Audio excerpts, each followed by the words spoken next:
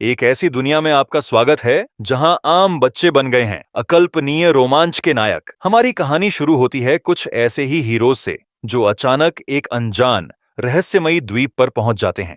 यहाँ उनका सामना होता है कुछ ऐसे विचित्र प्राणियों से जिन्हें आज तक उन्होंने सिर्फ कहानियों में सुना था। डिजिमॉन, क्या ये बच्चे कभी अपने घर लौट पाएंगे या इस नई दुनिया में ही हमेशा के लिए फंस जाएंगे? जानने के लिए बने रहिए हमारे साथ और चलिए शुरू करते हैं। एपिसोड 1 की शुरुआत में हमारे हीरो से मिलवाया जाता है। सबसे पहले आता है मेरा पसंदीदा किरदार ताइची यागामी, फिर उसके दोस्त सोरा ताकेनोची और मैट यामाटो। यह तीनों इटावा एलिमेंट्री स्कूल की 5वीं क्लास में पढ़ते हैं। इसी ग्रुप में मिमी ताचिकावा और कोशिरो इजुमी भी हैं, जो 4th क्लास में पढ़ते हैं। ताकेरू ताकाइशी यह ग्रुप का सबसे छोटा कैरेक्टर और यमाटो का भाई है। आखिर में बारी आती है जो कीड़ों की यह इस ग्रुप का सबसे बड़ा और सबसे समझदार बंदा है। एक दिन ये सभी बच्चे आसमान से गिरती हुई बर्फ देखते हैं, लेकिन देखते ही देखते छोटे छोटे स्नोफ्लेक्स बर्फ के तूफान में बदल जाते हैं। टीचर सभी बच्चों को वापस बुलाते हैं, लेकिन क्योंकि बच्चे तूफान में फंस चुके हैं, वे पास की झोपड़ी में छिपकर अपनी जान बचाते हैं। तूफान रुकने के बाद ताइची दरवाजा खोलता है और सभी बच्चे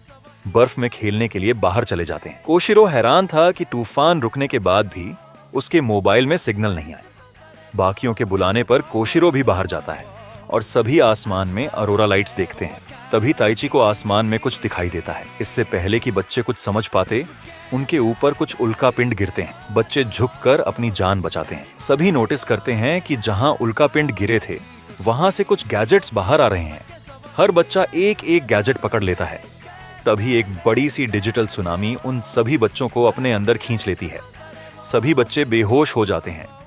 ताइची आंखें खोलता है और देखता है कि एक मॉन्स्टर उसके ऊपर मंडरा रहा है। ताइची घबराकर पीछे भागता है। मॉन्स्टर अपना नाम कोरोमॉन बताता है। तभी वहां पर कोशिरो भी आ जाता है। कोशिरो के साथ भी एक मॉन्स्टर है जो अपना नाम मोतीमॉन बताता है। जिस जगह पर यह सभी खड़े हैं, मोतीमॉन उसे फाइल आइलैंड कहता है। ताइची फाइल आइलैंड की तलाशी लेने के लिए पेड़ पर चढ़ता है और निराश हो जाता है क्योंकि पूरा द्वीप चारों तरफ समुद्र से घिरा हुआ था। तभी ताइची की नजर एक और मॉन्स्टर पर पड़ती है, कुवागामॉन। वह उन सभी पर हमला कर देता है। सभी बच्चे मोतीमॉन का पीछा करने लगते हैं। रास्ता खत्म हो जाता है और मोतीमॉन एक पेड़ के अंदर छलांग लगा देता है। बच्चों को यह अजीब लगता है, लेकिन कोई रास्ता न होने के कारण वे भी अंदर कूद जाते हैं। उन्हें पता चलता है कि यह कोई पेड़ नहीं बल्कि एक होलोग्राम था। कुछ देर बाद एक जानी पहचानी आवाज सुनाई देती है। दूसरी तरफ सोरा खड़ी थी। उसके साथ उसका मॉन्स्टर पियोमॉन था। तभी उनकी नजर गाबूमॉन पर पड़ती है जो ताकेरू के पीछे भाग रहा है। यामाटो उसे सावधान रहने को कहता है और अपने मॉन्स्टर त्सुनोमॉन को बुलाता है। तभी किसी के चीखने की आवाज आती है। झाड़ियों में से जो किडो भागता हुआ बाहर आ रहा है, जो कि कंधे पर बैठा मॉन्स्टर अपना नाम पूकामॉन बताता है। अब सभी मॉन्स्टर एक साथ आ जाते हैं, जो कि पूछने पर वे बताते हैं, हम डिजिटल मॉन्स्टर्स हैं। दोस्तों, डिजिमॉन का फुल फॉर्म डिजिटल मॉन्स्टर्स है। तभी कुवागामॉन वापस आ जाता है और बच्चों पर हमला करने लगता है। सभी बच्चे अपनी जान बचाकर भागते हैं, लेकिन ताइची उसका मुकाबला करने के लिए रुकता है। मॉन्स्टर्स के समझाने पर कि उनके पास लड़ने के लिए कोई हथियार नहीं है, ताइची भी भागने लगता है। भागते हुए सभी बच्चे जंगल के बाहर आ जाते हैं। रास्ता खत्म हो चुका था। वे एक ऐसी चोटी पर खड़े थे जिसके आगे सिर्फ गहरी खाई और समुद्र था। तभी कुवागामॉन उड़ता हुआ आता है और ताइची पर हमला कर देता है। ताइची को बचाने के लिए कोरोमॉन अपना बबल अटैक कुवागामॉन पर करता है, जिससे उसका ध्यान भटक जाता है। अब कुवागामॉन बाकी बच्चों की तरफ बढ़ने लगता है। यह देखकर सभी डिजिमॉन मिलकर कुवागामॉन पर बबल अटैक करते हैं। वह जंगल में जाकर गिरता है, लेकिन जल्द ही फिर से खड़ा हो जाता है और बच्चों की तरफ बढ़ने लगता है। बच्चों के लाख समझाने के बावजूद डिजिमॉन उसे रोकने के लिए आगे बढ़ते हैं। सभी बच्चे घबराकर अपने डिजिमॉन को पुकारते हैं और तभी आता है सीरीज का पहला इवोल्यूशन सीन। दोस्तों, इसका इवोल्यूशन प्रोसेस बहुत जबरदस्त है। कसम से दोस्तों, बचपन की याद आ गई।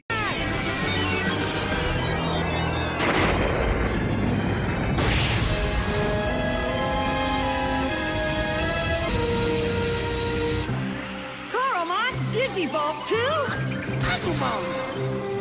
Yugumon! Digivolve to Theomon! Multimon, Digivolve to Tentomon. Sunomon, Digivolve to Gabumon. Togomon! Digivolve to Palamon! Pokemon, Digivolve to Gomamon. Panemon, Digivolve to Palmon. सभी डिजिमॉन स्पेशल अटैक से कुवागामॉन पर हमला कर देते हैं। वह पूरी तरह घायल हो जाता है। आखिरी बार सभी इवॉल्व डिजिमॉन एक और शक्तिशाली अटैक करते हैं और कुवागामॉन हार जाता है। तभी आखिरी बार कुवागामॉन उठता है और उस चोटी पर हमला कर देता है जहां सभी बच्चे खड़े थे।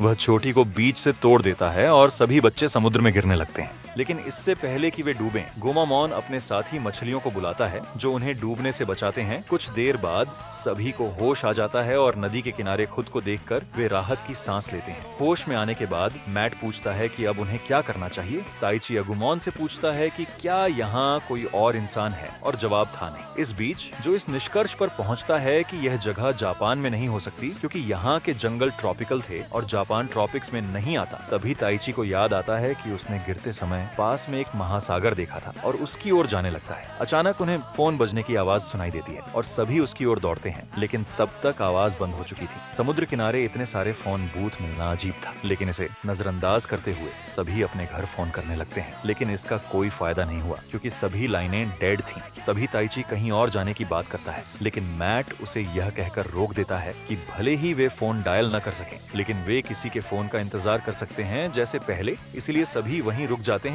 और दोपहर का खाना खाने की योजना बनाते हैं। लेकिन किसी के पास खाने के लिए कुछ भी नहीं था। हालांकि टाकेरू उन सभी को कुछ टॉफियां देता है, लेकिन वह किसी का पेट भरने के लिए काफी नहीं था। ताइची की नजर जिरिजनो से पड़ती है जो अभी भी फोन डायल कर रहा था। फिर उसका ध्यान जो कि बैग की ओर जाता है जिसमें आपातकाल के लिए खाना रखा था। यह देखकर सभी बच्चे उत्साहित हो जाते हैं और खाना बांटने की योजना बनाने लगते हैं। लेकिन अभी भी एक छोटी सी समस्या थी। बैग में केवल 2.5 दिन का खाना था और वह भी तब जब डिजिमॉन इसे खाने से बचे। यह देखकर टेंटामॉन कहता है कि उन्हें डिजिमॉन को खिलाने की जरूरत नहीं है क्योंकि वे यहीं रहते हैं और अपना खाना खुद ढूंढ लेते हैं। यह सुनकर सभी तय करते हैं कि केवल इंसान ही खाएंगे।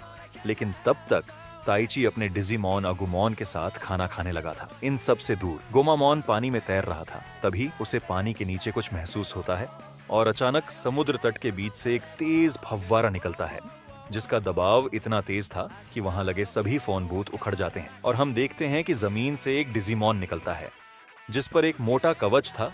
इस डिजिमॉन का नाम शेलमॉन था जो एक बहुत ही क्रोधित डिजिमॉन था। दरअसल यह समुद्र तट उसका इलाका था जिसके कारण वह सभी बच्चों पर हमला करने लगता है और सभी डिजिमॉन एक बार फिर शेलमॉन से लड़ने के लिए इकट्ठा होते हैं। लेकिन अगुमॉन के अलावा कोई भी शेलमॉन पर हमला करने में सक्षम नहीं था क्योंकि केवल अगुमॉन ने खाना खाया था और बाकी भूखे होने के कारण लड़ने की हालत में नहीं थे। और यह देखकर कि सब कुछ अगुमॉन पर निर्भर था, ताइची उसकी मदद के लिए आगे आता है और शेलमॉन पर हमला करने लगता है। लेकिन शेलमॉन मजबूत था और उसने ताइची और अगुमॉन दोनों को पकड़ लिया और दूसरों पर हमला करने लगा। जैसे ही शेलमॉन ताइची पर अपनी पकड़ कसता है, ताइची चिल्लाता है, तभी उसका डिजीवाइस चमकता है और अगुमॉन एक बार फिर इवॉल्व होता है और सभी बच्चे उत्साह में कूद पड़ते हैं और शेलमॉन नीचे गिर जाता है जैसे ही अगुमॉन ग्रेमॉन में इवॉल्व होता है।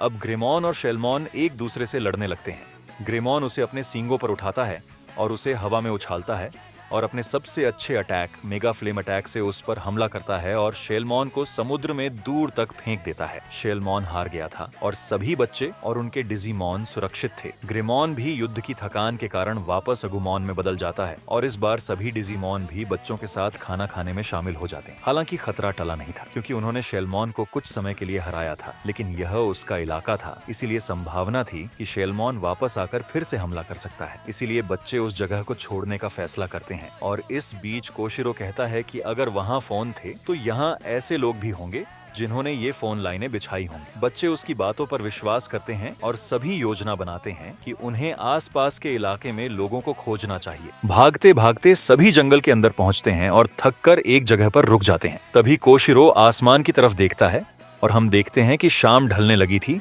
और उसका मानना यह था कि रात में इस जंगल में रुकना खतरनाक हो सकता है। तभी टेंटोमॉन को एक जानी पहचानी महक आती है और वह उड़कर ऊपर जाता है और देखता है कि उनके पास में ही एक झील थी। बच्चे भाग भाग कर थक चुके थे, इसलिए वे सभी झील के किनारे ही कैंप करने का प्लान बनाते हैं। हालांकि यह लेक भी पिछले एपिसोड में दिखी बीच की तरह ही अजीब थी क्योंकि यहाँ उन्हें एक ट्रेन का डिब्बा मिलता है जो कि बिल्कुल नया था और पहले की तरह यहाँ पर भी कोई इंसान नहीं था। खैर, सभी बच्चे कुछ न कुछ करने लगते हैं। वहीं एक किनारे पर मैट और ताइची खड़े हुए थे और वो दोनों यह सोच रहे थे कि आग कैसे जलाई जाए। तभी वहाँ पर अगुमॉन आता है और अपने मुंह से आग का का गोला छोड़ता है जिससे सारी लकड़ियां जल जाती हैं। कोशिरो और टाकेरू मछलियां पकड़कर ले आए थे जिन्हें मैट खाने के लिए पका देता है। रात ढल जाती है और सभी डिजिमॉन सोने लगते हैं। इसी बीच जो और ताइची सोचते हैं कि उनमें से किसी एक को रात में जागकर पहरा देना होगा, और इसी बीच यह डिसाइड होता है कि ताइची पहले पहरा देगा और मैट उसके बाद। सभी बच्चे और उनके डिजिमॉन ट्रॉली में जाकर सो जाते हैं और ताइची बाहर पहरा देने लगता है। कुछ देर बाद ताइची को नींद आने लगती है और इसलिए वह अपना मुंह धोने के लिए झील के किनारे जाने लगता है, जिस बीच उसका पैर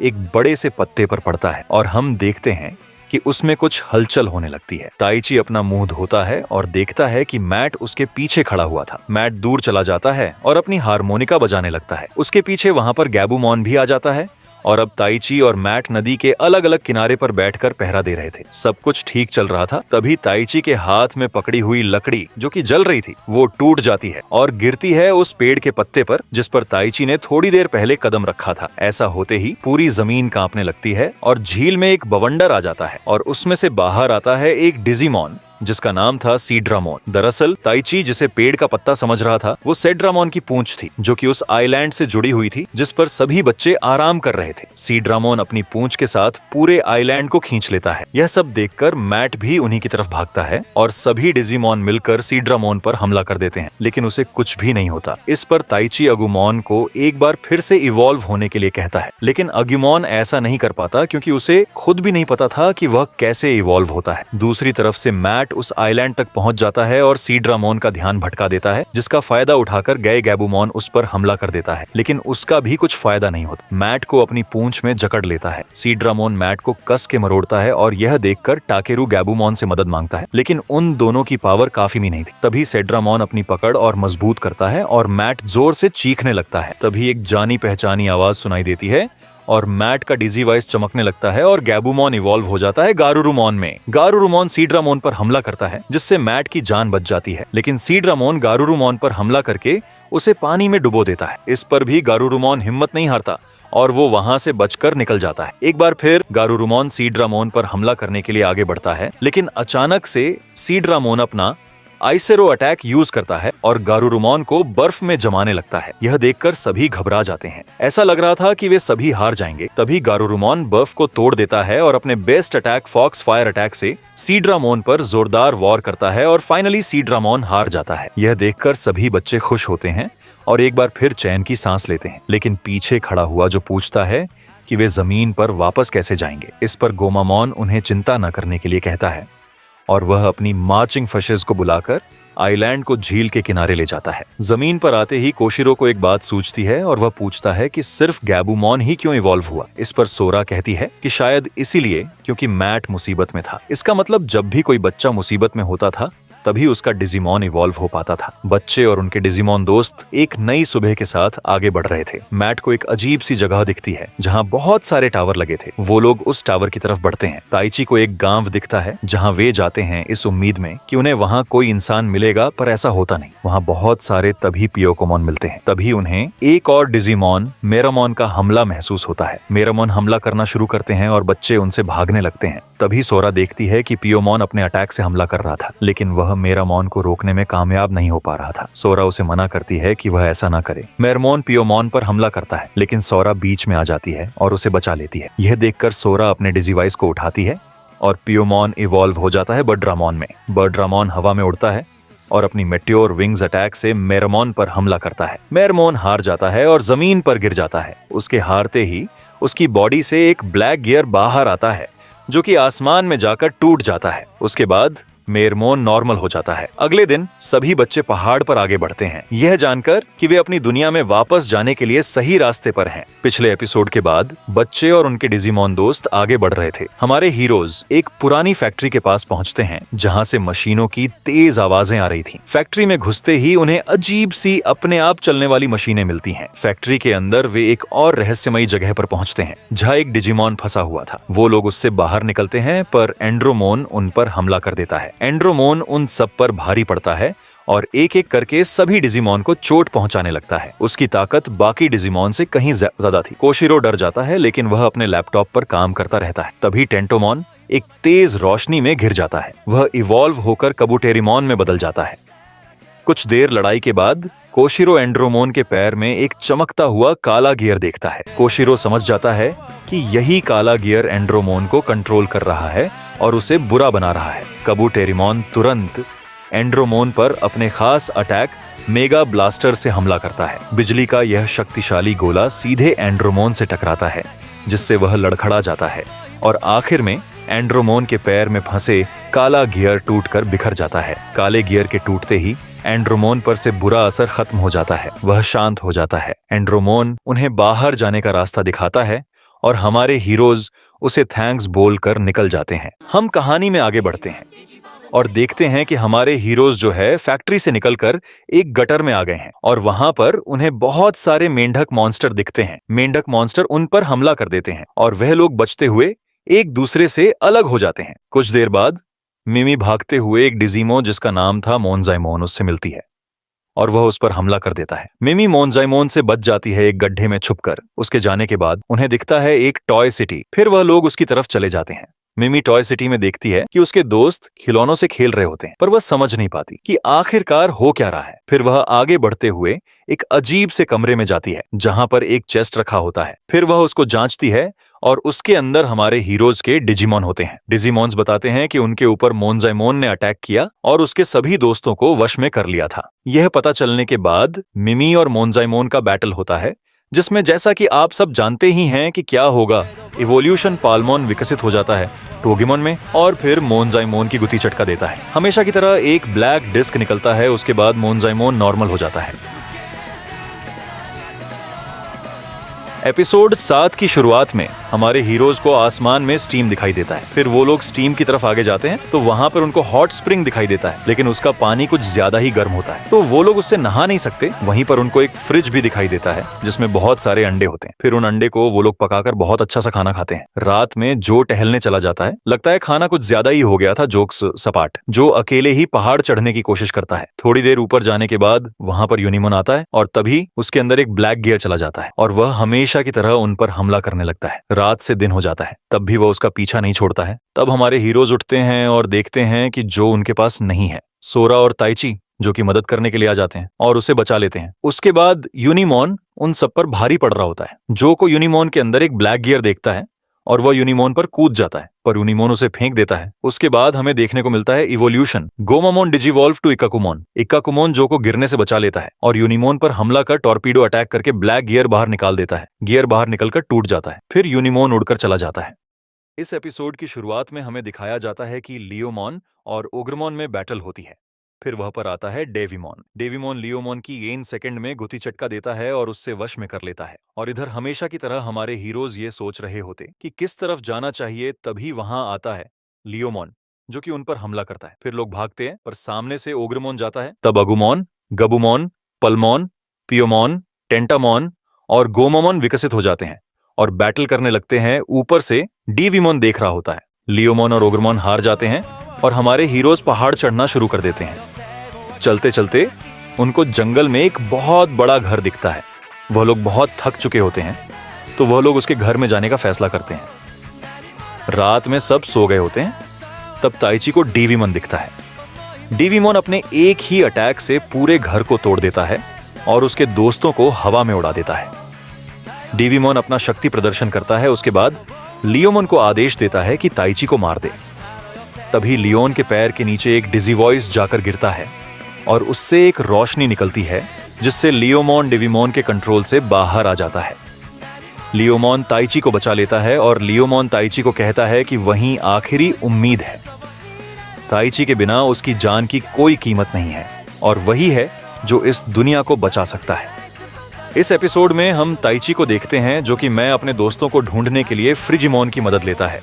हालांकि इसके पहले उसने फ्रिजिमोन पे अटैक कर ब्लैक गियर बाहर निकाला था। फ्रिजिमोन के साथ ताइची एक आइलैंड पर जाता है जहां पर वह बाद में मैट से मिलता है। फिर वह डिसाइड करते हैं कि अब आगे चलकर उनको अपने दोस्तों को ढूंढना चाहिए। जाते जाते उनकी लड़ाई एक मोजामोन से होती, पर वो लोग उसकी घुत्ती चटकाने में कामयाब हो जाते हैं।